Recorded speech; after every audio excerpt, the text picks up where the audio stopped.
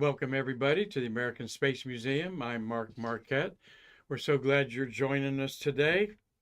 As you can see, our green screen back here, historic day, one of the most historic days in history. The Wright brothers' first flight at Kitty Hawk, taken place on this date in 1903, December 17th, 121 years ago. And we're going to talk a little bit about that here on Stay Curious as we welcome you to our video podcast that is now in 125 episodes with Marty Winkle, my co-producer, doing 1,100 of those episodes at least, my friend. How you doing, Marty? Doing good, Mark. How are you? I'm good. This is always the calmest hour of my day or half hour. That's why maybe I talk so long. Is a busy day. Had the Titusville I'm the chairman of the Titusville Flag and Memorial Committee, and we're responsible for the astronaut memorial January 26th, where Andy Allen's going to do the honors there. We'll talk about that after the first of the year because we'll be broadcasting that live. And then had a little Christmas party, Marty, with the Titusville Area Visitors Council. That I'm on that council, and had a good time and in one of the local sports bars. So it's the holidays, and I'm in a rare mood for it today. Doing all that stuff kind of gets me. Let me lean down here and get my glasses because I'm going to need them. Gets me in the holiday mood. And look at this contrast. We got Wilbur and Orville there with, I believe it's Orville, Wilbur, who did the first flight there, and Orville watching it. One of the most historic photographs of all time of photographs, I want to tell you. There's a whole story behind this, how it was just a happenstance that it occurred like this. Recording history at Kitty Hawk, um, about 4 miles south of Kitty Hawk, North Carolina. We'll talk about these guys here in a little bit as we're in the Christmas spirit. And or have you been naughty or nice, Marty? Me? Yeah, you. Always nice. That's right. Always nice out there. So Santa's going to be good to him. And another image from the great Don McKay, who was the artist out of Kennedy Space Center. Season's greetings from Kennedy Space Center, Florida. This was in the 1970s, a beautiful launch like that using the Christmas star that I'll talk about next week on Friday when we come back after our long break. You can donate to our nonprofit anytime, of course, and go to our website and you'll see PayPal. You can send us a check. We got a great donation today from you, Hazel Banks, Hazel Seacack Banks. Thank you so much for your support of our museum. As Hazel came by today and dropped off a check, she was very, very important, Marty, in the beginning of this program because she's watched it since March 2020 when it was born out of the pandemic. And Hazel, thank you so much. We love you for what you do in the whole community. She does Meals on Wheels, drives senior citizens around to their doctor's appointments, though she also is a senior citizen. Hazel Banks, whose maiden name was Seacack, dropped an Apollo secretary. She's done several Stay Curious episodes of that. So thank you, Hazel, for your tax deductible donation that you dropped off today. And tomorrow, boy, we're going to have a popular show tomorrow as Gary Allgaier tells the truth about the Apollo lunar landings. Marty, we know Gary pretty well, and he's a structural engineer for NASA on the Apollo and the shuttle, expert on the command module, and he's certainly a popular Stay Curious episode. Well, Gary, everybody out there, has wanted to take on the hoaxers, all right? And let me beam up here and say hi to y'all out there. He's wanted to take on the hoaxers big time, and he's got about a 3-episode show put together. So this will be the first episode. So y'all get ready for some cool stuff because Gary's going to use his job to prove, beyond a shadow of a doubt, that we did go to the moon. So Dave Stange, you'll be watching that, as will Dean Babcock. I know Mitch Rothman at Man Space will be watching that. Man Space is a very cool Facebook page, just like ours, that you want to hook up to. And Tom Musiak says hello to all of our Space Stay Curious fans. And Gary Gerald, good afternoon to you all. And it means so much that you all have been following us now for years. And I've met every single one of you but Dean Babcock there. Can't wait to meet Dean. Marty, he already sent his money in for Shuttlefest in April. So we'll get to meet Dean, and I believe he lives in Illinois. So I'm going to shut up and let Gary talk tomorrow, and you're going to hear some cool stuff from this very knowledgeable national treasure space worker. Well, Connie McDaniel, thank you, as well as Marty. They're always sending me newspaper clips of what's going on. So I thought I'd throw four of them up there. One to show you what a newspaper looks like, though this is the electronic version. We're very, very close, as Jeff Bezos, about the maiden launch of the New Glenn rocket. There it is. You can see it from the beaches here, Cape Canaveral Beach or Cocoa Beach. I'm going to go out there and check it out in a day or two. But I really thought the 17th was a launch day. I have a neighbor who's a young man that works out there. He just says we're going to do it before the end of the year. Well, you got 13, 14 days to do it, 2 weeks. So they're trying to get the range clear, I believe, and then you'll know. Once the 45th Space Wing says we're go. This rocket, 300 and some feet tall, 18 feet wide, the largest payload fairing it will have in history, truly voluminous. And what's Bezos up to? I say, Marty, he wants to put modular factories and hotel type things in space. This fairing is big enough to put several modules of the International Space Station in it. I've not done my homework to see exactly how big it is, but I knew it was 4 times more than any of the fairings that have been launched so far. And there you see the strong back between the lightning rods. The strong back is what they carry it out on horizontally and then lift it up. You can see that water tower from miles away when you're on the beach. It is so noticeable. And somewhere, not in this picture, but to the right is the light tower that has been there for a couple hundred years, I think. But we're looking forward to that. Marty, when they announce it, I am going to go to the beach and watch it, even if I have to park 6 blocks away and walk to the beach. There's plenty of room on the beach. We can crowd in like sardines. Yes. Not unless they get a pass to bring you out there. Oh, good. Okay. Marty's got a pass to go out to Cape I'm Canaveral. trying to get one. Are you? What are they saying about that, Marty? To tell them what kind of pass you're talking about and how you have that. Now, if you're an employee, well, in our case, I'm a docent out there, so I'm not really an employee. But the docent group are allowed to get passes to go out there for certain launches. So if they're available for this big one, New Glenn, that I'm going out, and I'll get one. All right. Well, I'm going to try and get 3. Super. Yeah. Well, thank you, Marty. That will be something. One of a kind. Cliff Watson says, hi. Hi, buddy, down in Australia. Today's show is going to center around the first communication satellite. And no, it's not Echo. It's not any of the ones you're thinking of. This is called SCORE.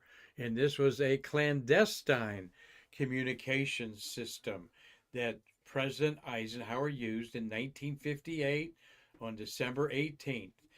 And there's a whole story behind it, and launched from Pad 36, I believe. Maybe it was down at 14. But one of our dear, beloved, and departed space workers, Murphy Wardman, I'm going to tell you exactly what he had to say about SCORE, the first communication satellite, how it was a surprise, and how President Eisenhower played in it. Yes, we have a question. I have a question from Mitch Rothman. Is the New Glenn an orbitable vehicle? It is. I'm not sure what your question is there, Mitch. I think he wants to know if they'll put, I'm assuming, satellites into orbit. They are going to put something into orbit, yes, with this launch. It is a dummy type of apparatus. They were going to launch a paid mission because it's the inaugural flight. But yes, it's supposed to go into orbit. Now, of course, the New Glenn won't itself go into orbit. That's the first stage, and then it has a second stage. But we'll learn more about this as it unfolds. As you all know, Blue Origin holding their cards close to the vest. Those of you getting those Amazon packages piled up at your front door, every dollar of profit goes to right there in their gigantic $1 billion operation that built these. And Marty, I talked to someone that was at the Blue Origin facility within the last month, and they said there's four new Glens on the floor finishing up, ready to go out the door. So they're finally going to crank it up in a cadence that they hope to keep going. And this is creating some not insecurity, but it's a market for satellites. And guess who's got the biggest satellites? Our Department of Defense, and they need the biggest rockets to get them up there. So that leads us to another story here in just a minute. So can't wait for this. This is going to be fabulous. Hope it's during the daytime and not in the middle of the night. But there is Jeff Bezos and his CEO David Limp. Mr. Limp, CEO of Blue Origin, and there's the bald-headed, he's on the left, and bald-headed Bezos there. Those of you who don't know the Bezos story, he's Cuban, went to Miami to high school, was a valedictorian, Marty. In his valedictorian speech at age 18, he may have been 17, he said, I'm going to create a company that's going to make billions of dollars, and I'm going to take all the profits of that company and put it into a space rocket company so we can go to Mars. And swear to God, that's his valedictorian speech, and 30 years ago probably, and now look at what the man's doing. Once this thing starts going, it's gonna be gloves off, I think, on there. Well, an important milestone snuck in our world the other day. Marty, I was at a meeting with some stuff that I go to around here, and one of the ladies says, "Well, I was surprised by the rocket launch today," and I'm going, and I thought to myself, I said, "What rocket launch? You're thinking about yesterday's rocket launch? Heck, we have one every 3 days at least." Well, a military hypersonic missile was launched called Dark Eagle. There's a picture of it. Not sure if that's the launch or not, in Florida today. And this Dark Eagle took everyone by surprise. It wasn't announced. And some people saw it by chance. And so just to let you know, we're very much still in a Cold War, though it's not super cold, but still we are always on defense against our enemies and people that want to threaten the American way of life here on our soil. So that's what this was about. Hypersonic means it goes super, super duper fast. And so apparently it was a good test there. So that was in the news. And then to rival SpaceX's Starship, United Launch Alliance eyes upgrade for the Vulcan rocket. They just had the inaugural flight of the Vulcan rocket, United Launch Alliance did. And now they're already upgrading it because they're on pad 34, and over on pad 37 is where Starship's going to launch, and they're upgrading that. And Starship, again, like the New Glenn, has all kinds of room in it to take big things up there. I think the Starship will segue into a military spaceship, Marty, because I think in that Starship you could get 50 Marines, 3 or 4 Jeeps, maybe a helicopter, and it can land on the other side of the world in 45 minutes. This is a game changer for the military, quite possibly. My own personal humble prediction. So always news about the rivalries going on now with United Launch Alliance, SpaceX, and Blue Origin. And it's just going to crank up more and just keep our skies noisy with those rockets firing off here left and right. And then finally, Connie McDaniel, thank you for sending me this. A rare but extreme sun event could disrupt life on Earth. The sun is at a maximum of its output. It's actually putting out more heat. Why don't the global warming people take that in consideration, that the sun is appreciably hotter? All right. And and that affects our climate change. That's our source of life, our star, the sun. So this alludes to the sun's throwing out a lot of energy right now into the solar system. If one of these hellacious, rare but extreme solar flares could hit us just right, it will wipe out communications, at least temporarily, with our very dependent world on these invisible rays going everywhere. So that's our news wrap up right there, Marty. And we'll get to your question here in a second. You've got a question, I believe, from Dean Babcock. Sure do. Dean's asking, do you think SpaceX and Blue Origin will collaborate on a new space station? Well, SpaceX and Blue Origin. I don't, because I think we're looking at Nikola Tesla and Thomas Edison here. And many of you are so smart, the rivalry between those two. Tesla going for the direct current DC, actually wanting to make it free to society electricity, and have it like transmitted like airwaves, whereas Edison wanted to make money on the alternating current, and he did. So I'm going to say no, but you all might just play out, because these are two headstrong billionaires that know they've got the goods above everybody else. I mean, but we'll see. We do know that SpaceX, aka Elon Musk, are part of the new Trump administration. Don't know how that's going to roll out. Do know that Jared Isaacman, the proposed nominated NASA administrator, is very much pro Bezos, and I've seen him talk and said that he's given his whatever Bezos, not Bezos, whatever Musk needs. He's aligned with Musk, Isaacman is, in getting that Starship built. All right. In fact, Isaacman's got a ticket on the crewed Starship. That was supposed to be his third private flight up there. So we'll see how it pans out, Dean. But I think Bezos and Musk are a lot like Tesla and Edison. What do you think, Marty? You've seen those documentary on those two giants of electricity. What do you think? I think it's a good possibility. I mean, just imagine what they can do if they collaborated on a space station. I mean, yeah, there's no telling what it would look like. That's right. We love that idea.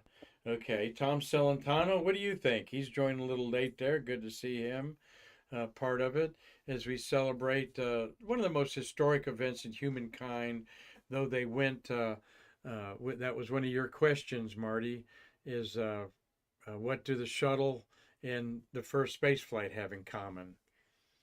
What does the shuttle orbiter and the Wright Flyers' first flight 121 years ago have in common? I remember what that was? No. Embarrass me, no. The distance That's right. of the flight was about 120 feet, like the shuttle is about 120 feet long. So, but that's all right, Marty. We don't have to remember everything there. So we do have a question from Marty. Pretty good one here, too. A multiple choice even. Go ahead, Marty. Okay. When was the first test launch conducted for the Saturn Apollo program? Was it June 3rd, 1966, November 20th, 1963, or October 27th, 1961? This could be a stumper, or this or is just a guess. I got it wrong. I'll just say, but so the first test launch conducted for the Saturn Apollo program. All right, that's a good one, Marty. And so chime in on that. Thank you, Mitch. He likes my analogy of Tesla versus Edison here. Happy birthday. We got to throw a birthday in tomorrow because we've got Gary Allgaier on tomorrow. But tomorrow is Andy Thomas's birthday. Andy Thomas is an Australian American. He was born in Adelaide, South Australia. There you go, to Cliff Watson down there. Born December 18th, 1951. So he'll be 73. But hey, he's 73 on the 18th. But this is Cliff, it's already the 18th in Australia. So happy birthday, Andy. We're celebrating it to you first there. And Cliff Watson in Pomona, Australia, is already having breakfast as the sun is rising there in Australia on the East Coast. So Andy's a dual nationality. How many days in space does he have? Oh, I didn't write that down. He was on Expedition 64, 65, married to astronaut Shannon Walker. Okay. And Andy has 177 days in space on 4 shuttle missions and a 140-day expedition on the Mir space station. So that's a pretty full career there, Marty. And he is definitely one I would love to meet sometime. He was at the I've seen him running around the Astronaut Hall of Fame, but I haven't had a chance to talk to him. So, Andy Allen, it is already December 18th in Australia, where you were born in Adelaide. So, happy birthday to you and your wife, Shannon Walker. Shannon was on the SpaceX Crew 1, the first operational flight of SpaceX Crew Dragon. So, happy birthday to him there. And now let's get to the something that's just always talked about. Ohio likes to claim it because the Wright brothers did all this development in Dayton, Ohio, and North Carolina likes to claim it because Kitty Hawk on the Atlantic Ocean is where they did the tests. They did 3 or 4 tests on this day. They flipped a coin to see who was going to be the first one to fly it. They needed the wind to get the lift on this thing, and you see Orville's laying down there. I mean, Wilbur's laying down there. He was 36 years old at the time in 1903. Orville was 32. All right. Wilbur has the mustache, okay? And that mustache has a name, Marty. This type of mustache that Wilbur had. Let's see. Bring him up there. There they are. There's Wilbur and his younger brother Orville. All right. Though Orville is bald there, he's the younger brother. That mustache is called a chevron type of mustache. Wilbur died 9 years after this flight at age 45 of typhoid fever, Marty. And I had to look up what the heck typhoid fever was. And you know what it really is, Marty? I looked it up, typhoid fever. It's salmonella poisoning. You get sick from the salmonella intestinal virus or food poisoning, and it's coming out both ends, and you get so dehydrated that you die. And that's what happened to Wilbur Orville at age 45. He was the most energetic and had that mustache. Now his big brother, let's look at another cool. Oh, there's Kitty Hawk. Just for y'all know, killed Devil Hills in Nag's Head. A lot of people vacation on the Outer Banks there of North Carolina.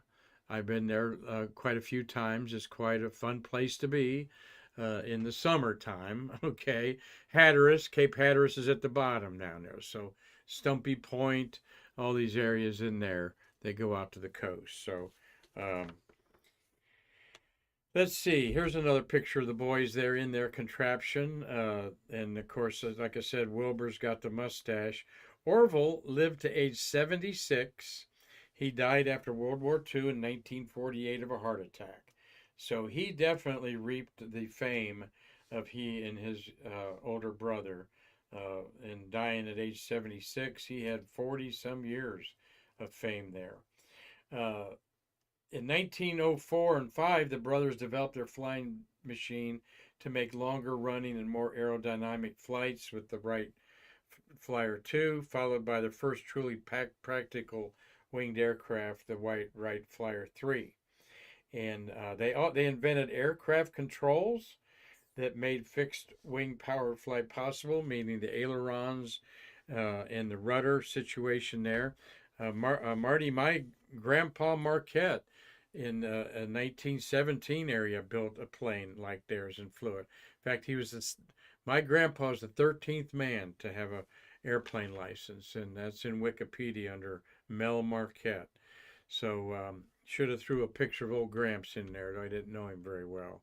So there you have the Wright brothers, and from 1903, okay, 60 years later, this was the spacecraft that was new to everybody, the Mercury spacecraft. And on this date, December 17th, 1958, 55 years after the Wright brothers, Project Mercury was named by NASA Administrator Keith Glennon. And it was announced that the manned satellite, they call it the manned satellite program, Marty, would be called Project Mercury. So that was decided today in 1958. And also on that day, Rocketdyne got the contract to develop the F1 engine to build a single chamber 1.5 million pound thrust rocket. Take that times 5 rockets. You got 7.5 million pounds of thrust from these engines right there. That we miss the great Lee Solid, who was one of the Rocketdyne engineers that perfected this engine, and Lee was so proud of that engine, Marty. So we've got the Wright brothers, first flight. You got the contract to Mercury and Rocketdyne building the mighty F1 engines on December 17th. Also, in fact, the F1 engine from Apollo 11 is now at the Smithsonian. That I think Bezos had something to do with getting that out of the ocean there. Let's see here. Also on this date in space history, and that's what Stay Curious loves, this is Ron Evans on the final interplanetary spacewalk, where he's retrieving that canister right there of film. Of course, I'm looking around for my film now, Marty. I had that in front of me. There it is. He's retrieving this. Those of you that have never handled 35 millimeter film before, and I don't doubt that there's a few of them out there, Tommy Usiak. This is the canister that your film is on plastic, and that's the sensitive CCD chip, if you will, is the tan part, silver halide crystal. Well, they had to take pictures. They took thousands of pictures of the moon from orbit, and he had to go out there and get the film in that canister on a well choreographed extravehicular activity that first Al Worden did, then on Apollo 15, then Apollo 16 it was Ken Mattingly, and then finally it was Ron Evans. And Ron passed away a few years ago, unfortunately, and only Apollo 17 coming back from the last moon landing. Harrison Jack Schmitt is 89 years old to tell about it. Commander Gene Cernan passed away within the last 5 years. So great day in history today. There's Ron. He got his shot of going to the moon, loved it. 75 orbits of the moon, I believe, is the record that Ron Evans did that will stay in the history books. And he probably did, I think, probably about 65 to 70 of those by himself, as the guys were on the surface for 3 days. So there's your space history today. But let's turn to something that's really cool to talk about, and that is the Operation Score. Okay. This is 1958, December 1958. America just orbited their first Explorer 1 satellite, the Juno rocket, launched it in January 31st, 1958. All right, so here, 11 months later, all right, this is our Cape Canaveral Gallery that many of you have witnessed with your own eye. We're so proud of this. Look at all this machinery there that was used from 1960 till some of it till 1990. All right, you got your reel-to-reel above my head. I call that the external hard drive. You've got all kinds of Atlas pressurization panels over there on the far left. You got your engine fueling stations over here on this bank here. It's just a great one-of-a-kind room, and I know you all have enjoyed visiting it, those of you that have. And so let's set this up by Russia had orbited in 1958. They orbited their 57 in October, orbited the first satellite. It had a radio in it and a tape recorder, really not a communications satellite.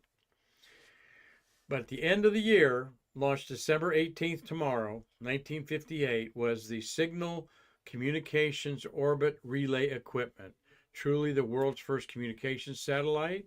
It relayed a Christmas message from President Eisenhower to the world. How did this come about? Well, the SCORE communications package was designed and built by a military communications research engineer named Kenneth Masterman Smith. Masterman Smith was his last name, along with other personnel to U.S. Army Signal Research and Development Laboratory at Fort Monmouth, New Jersey. All right.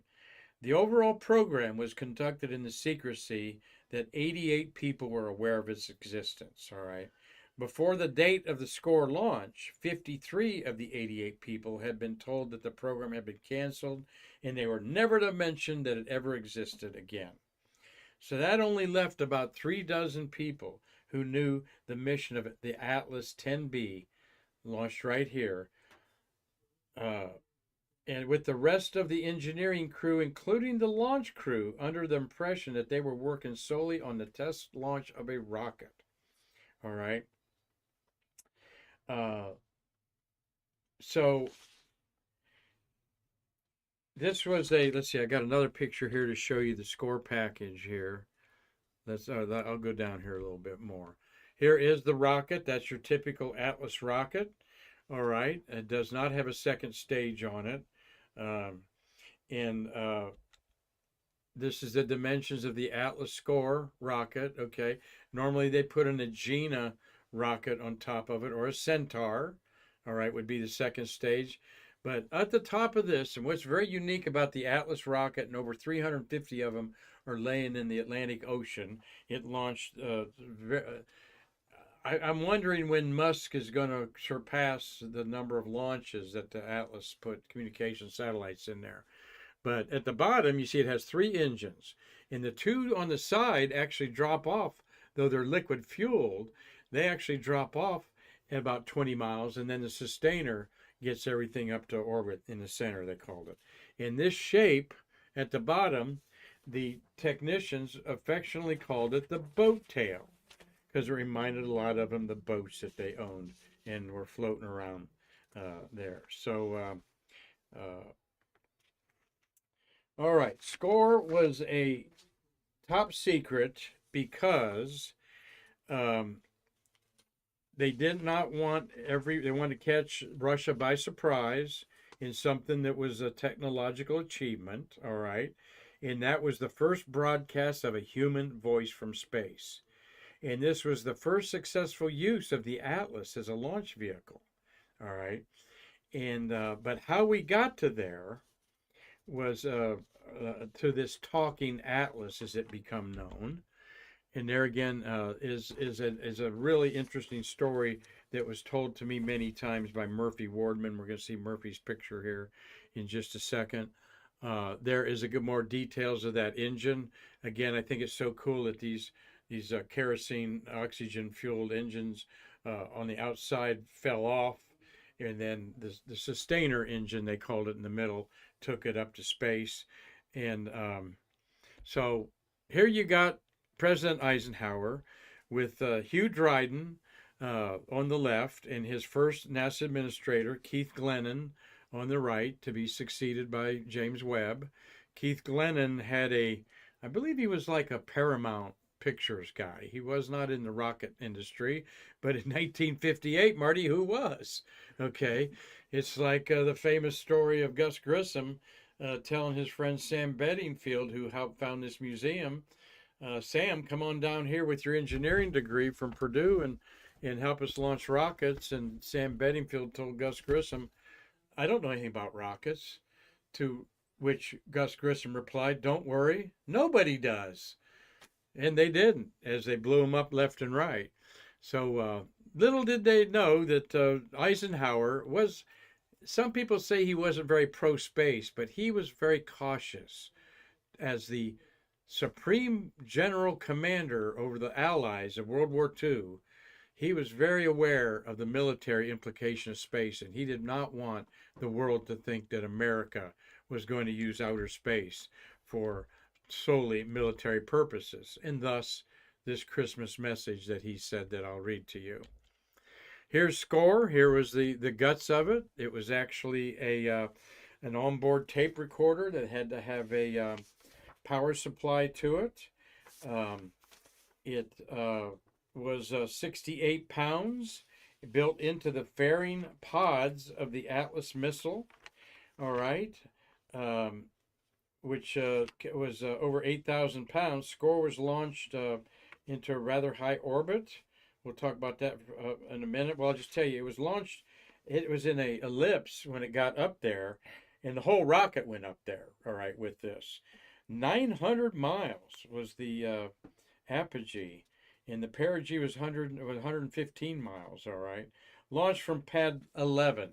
I said 36 or 14. It was launched from Launch Complex 11.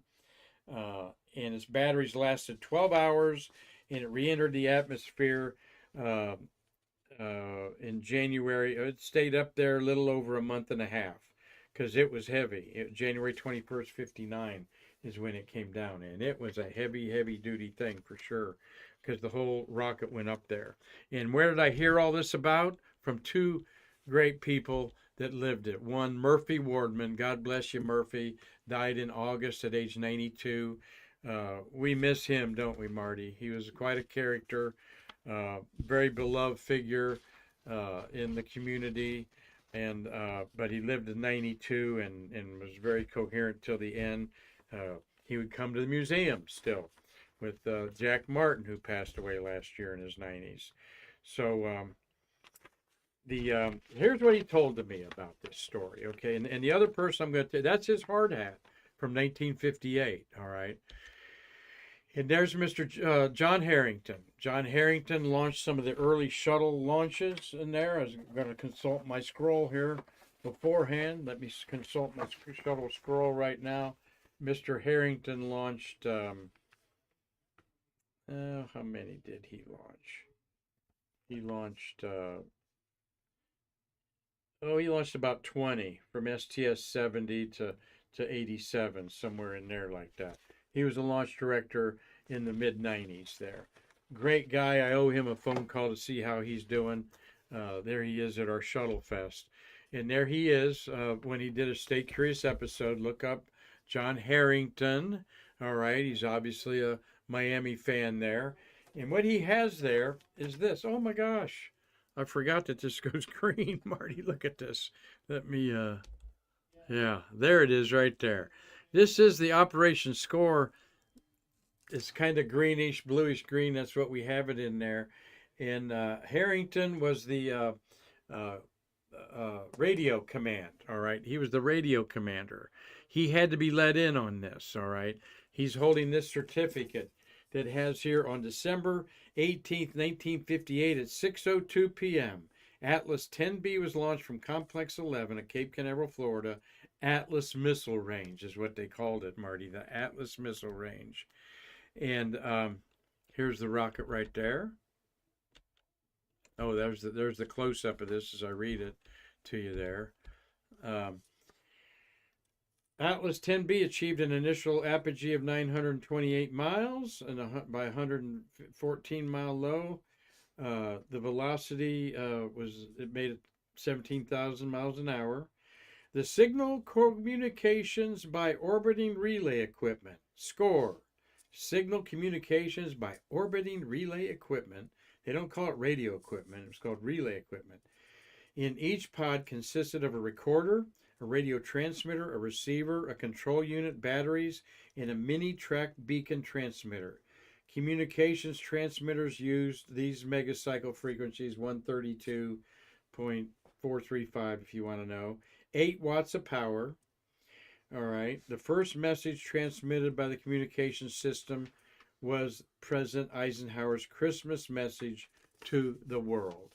And I'll repeat that here in a second. But what was odd about this, and Murphy and Mr. Harrington told me the same story, is no one in the blockhouse knew except the test conductor what was going on. The night before, they replaced the recorder. They had to get in there. They thought an Air Force guy erased the tape, messing around in there that knew about it. They took everything off the vehicle. They could remove flanges, cable, the telemetry package, the destruct package was taken off. Murphy thinks this is the only vehicle, Marty, a rocket ever launched without a destruct package. That was a big deal because if it started veering towards the other direction, or way north or south, they would have to blow it up. So when they went through the countdown, the panel operator told the test conductor he wasn't getting any signals, all right, from the destruct package, the telemetry package, and the test conductor said, we're still go. Range safety had not seen any of the communication equipment going on. You're still go. General range safety transmitters to send destruct. We don't get a signal down here, they're saying, down there in the islands off down by Grand Cayman and all that. You're still go. All right. So when launched, the launch team had no clue where this rocket was going. They had no clue what it was going to do. All right. And when this was launched at 6 o'clock Eastern Standard Time on December 18th, 1958, President Eisenhower was talking to a Polish ambassador. And he was told at supper that the Atlas was just put in orbit. And unbelievably, the largest package ever in orbit at the time, the whole rocket went up. Right? This is 8,000 pounds, 4 tons of rocket. There you see the single sustainer rocket there, and where the other two were fueled and had dropped off. And the tape recorder and stuff's all at the top up there. So Eisenhower, talking to the Polish ambassador, told him what was going on, that we just launched the largest rocket ever to orbit the Earth, and I've got a tape recorder on there, and go tell the Russians. All right, if we'd had a nuclear warhead on it, we could have dropped it wherever we wanted. So this was the first time a signal was sent to a satellite to turn the recorder on to repeat itself. So it's the first time there's a communication with a satellite. No one communicated with Sputnik. That was completely automatic and everything. So it was a very weak signal, and it surprised everyone. Surprised, was enthusiastic. To be that secret and launched without a destruct package was unheard of, Murphy Wardman told me, because we were blowing up Atlas rockets left and right. All right. And this was June. This was actually NASA was just founded in June that year, by the way, or July 1958. So that is the big drama of this incredible clandestine, top secret operation that our good friend Murphy Wardman and Mr. John Harrington were in on. And what did President Eisenhower say on that message? Marty, glad that you asked. Let me see here as we get to President Eisenhower up there. Let me say what the president said from space. Now, this was not broadcast to the entire world per se, because number one, 1958, there weren't many places that could receive a signal from space. Of course, he did it over America on the first orbit that went around. They may have started it, and then it just kept repeating itself as it went over the rest of the Earth. President Eisenhower said this: "This is the President of the United States speaking. Through the marvels of scientific advance, my voice is coming to you from a satellite circling in outer space. My message is a simple one. Through this unique means, I convey to you and to all mankind America's wish for peace on earth and goodwill toward men everywhere."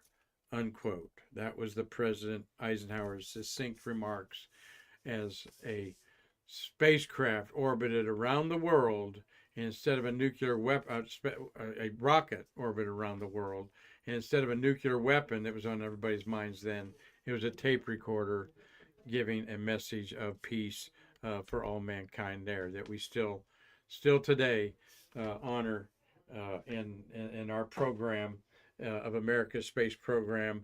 Though we have a tremendous military might in outer space, we also are doing benefits for humanity on there. And there's our sequencer there in the foreground, the only one in existence in the world. 26 of them built. It's operational, and we do a little rocket launch in there in our Cape Canaveral gallery. So hope that you all heard that. Neil 1030, I was saying John Harrington. Thank you. It's Jim Harrington. Apologize, Mr. Harrington.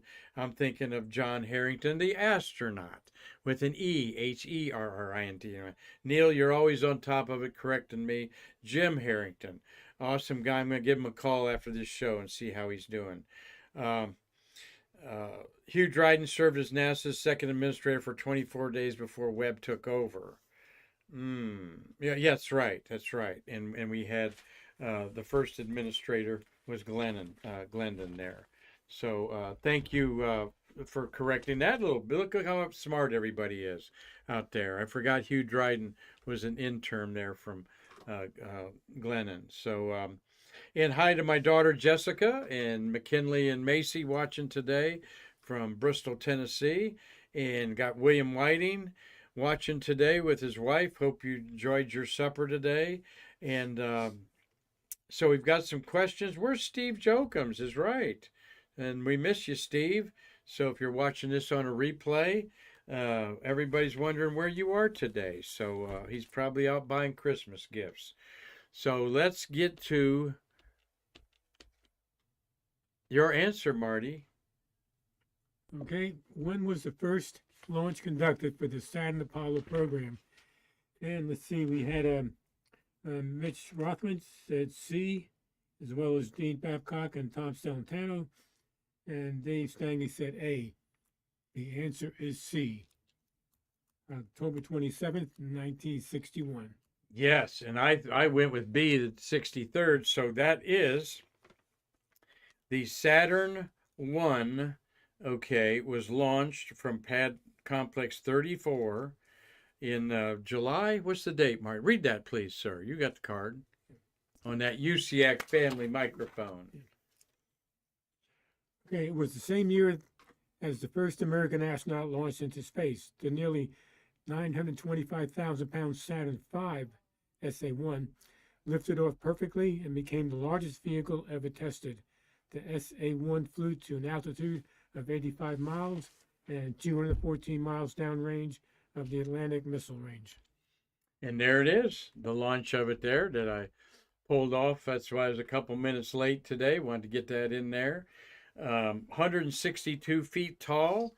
It was 3 times taller than a Juno rocket. Marty, we see that Juno out there at the Rocket Garden at Kennedy Space Center Visitors Complex. 3 times taller than that launched Explorer 1. Nearly perfect mission. And I'm telling you, this was a Saturn 1, okay, that later became the Saturn 1B, all right, that launched our Skylab astronauts, and also Apollo 7. So had some sort of dummy payload in there to gauge things of everything, but that's your answer in there, and I think that's a gorgeous picture. Wow. I wonder how that picture was taken, and there was no drones in 1961. It must be the gantry. I see the tracks, Marty, coming towards the camera there. So, but that's a phenomenal picture, really, there. So, well, thank you all for watching today. Glad that I was able to talk about Murphy Wardman and Jim Harrington and the SCORE mission when President Eisenhower shocked the world with a peaceful message at Christmas time this week in 1958. So let's see if we got the next one works up there. Yeah, it does. So how about that? So hope you all are out New Year's, Christmas Eve a week from today. And if you're like me, you probably got a little bit of Christmas shopping to do. So go out there and get those bargains and enjoy looking up at the sky.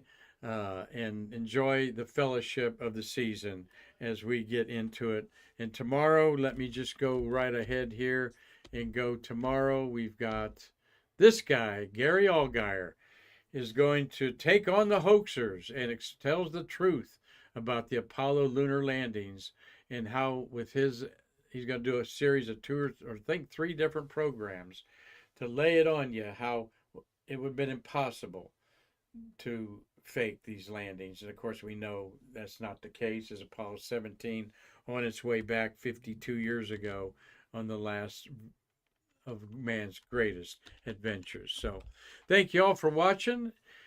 Until tomorrow when we have Gary Allgaier on, I'm Mark Marquette saying I can't wait to see you on our museum to bridge the space between us.